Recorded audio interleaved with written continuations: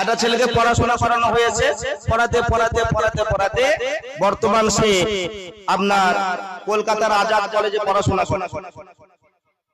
মাঝে মাঝে বাড়ি আসে, শিক্ষিত ছেলে, আব্বা মায়ের সাথে আদবের সাথে কথা বলে, ভদ্র ভাষায় কথা বলে। মাঝে মাঝে আব্বা মায়ের মধ্যে কথা কাটাকাটি, তর্ক বিতর্ক, ঝামেলা হতেই পারে, তাদের ম্যাটার, তাদের সমস্যা হলে তারা সমাধান করবে। ছেলে কিছু বলতে পারবে? অনেক ছেলে বাপকে ফেদ দেয়, গরম দেখায়, এ দেখো আগে যা করেছো করেছো, এখন বড় হয়েছি, এখন ষাঁড় হয়ে গেছি, মেরে চোপা ফাটিয়ে দেবো, খবরদার মাকে কিছু বলবে না। গরম দেখানো যাবে? বলছে যদি তোমার মায়ের কষ্ট হয়, যদি দেখো তোমার মায়ের কষ্ট হচ্ছে, তুমি তোমার মাকে বুকে জড়িয়ে নাও, তুমি পিঠকে পেতে দাও, বাড়িগুলো তোমার পিঠে পড়ুক, তারপর বাপের লাঠি করা যাবে না, বাপের লাঠি করা যাবে না। তো আব্বা মায়ের মধ্যে অশান্তি হয়, ওই শিক্ষিত ছেলে বাড়ি এসেছে, দেখছে আব্বা মায়ের মধ্যে ঝগড়া হচ্ছে।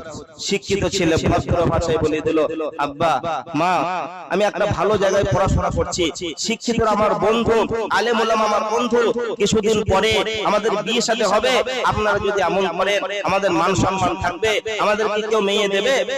ভদ্র ছেলে ভদ্র ভাষায় বুঝিয়ে দিয়ে চলে গেল। কিছুদিন পর আবার ঝামেলা, গরিবের সংসার হলে যা হয়। জি, আর একটা ছেলে ছিল রাখাল, একটা ছেলেকে পড়াশোনা করিয়েছে, আর একটা ছেলে ছিল রাখাল।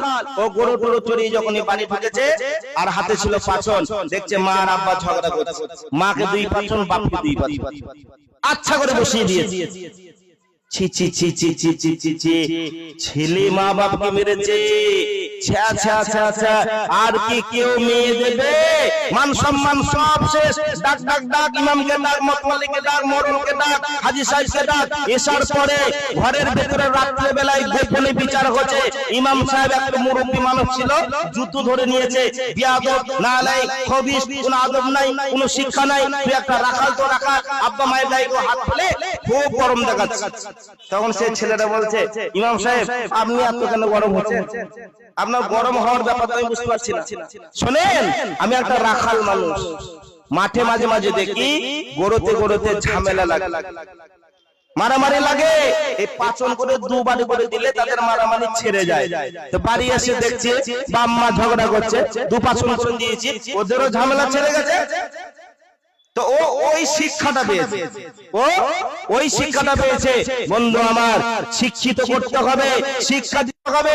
ছেলে মেয়েকে শিক্ষা দেওয়ার কারণে আপনি হয়তো 8 ঘন্টা কাজ করেন, ছেলে মেয়েকে শিক্ষা দেওয়ার কারণে আপনাকে যদি 10 ঘন্টা কাজ করতে হয়, আপনি 10 ঘন্টা কাজ করেন, তারপর ছেলে মেয়েকে শিক্ষা দেন। খবরদার মূর্খ রেখেন না।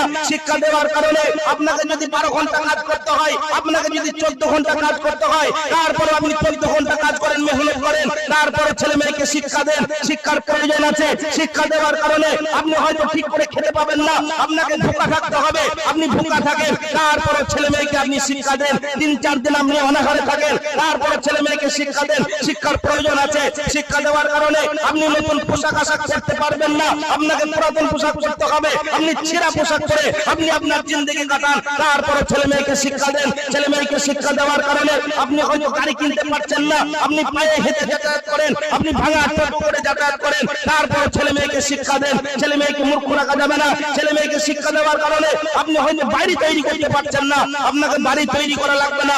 আপনি পুরাতন বাড়িতে থাকেন, আপনি মাটির বাড়িতে থাকেন, আপনি গাছতলায় থাকেন, তারপরও ছেলে মেয়েকে শিক্ষা দেন, শিক্ষা দেন, শিক্ষা দেন। শিক্ষার প্রয়োজন আছে, প্রয়োজন আছে।